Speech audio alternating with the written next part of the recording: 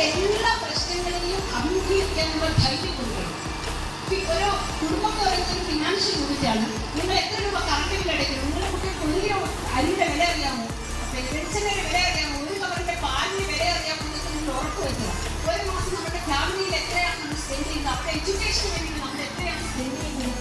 ഇങ്ങനെ സങ്കടങ്ങൾ അറിയാതെ സുഖിപ്പിച്ച് കുട്ടികളെ വളർത്തരുത്. എല്ലാ ദിവസവും നമ്മുടെ കാര്യങ്ങളെ ഡിസ്കസ് ചെയ്ത് അവരെ കൂടെ അറിയുന്ന വിധത്തിൽ വേണം കാര്യങ്ങളെ കൊണ്ടുവരാനായിട്ട്. അവർ ഒറ്റയ്ക്ക് ഉണരുന്നുവെന്നും സമയത്ത് ഉറങ്ങുന്നുവെന്നും നല്ലപോലെ ഭക്ഷണം കഴിക്കുന്നുവെന്നും അവരവരുടെ പാത്രങ്ങൾ ഭക്ഷണം കഴിച്ച പാത്രങ്ങൾ കഴിക്കുന്നുവെന്നും അവരവരുടെ റൂം നന്നായിട്ട് വൃത്തിയാക്കുന്നുവെന്നും അവരുടെ ടോയ്ലറ്റ് ക്ലീൻ ചെയ്തിട്ടുണ്ടെന്നും ഉറപ്പുവരുത്തണം. പക്ഷികളെ കണ്ടിട്ടില്ലേ? ഒരു സമയം കഴിഞ്ഞാൽ അതിനെ കൊത്തി തള്ളി താഴെയുണ്ട്.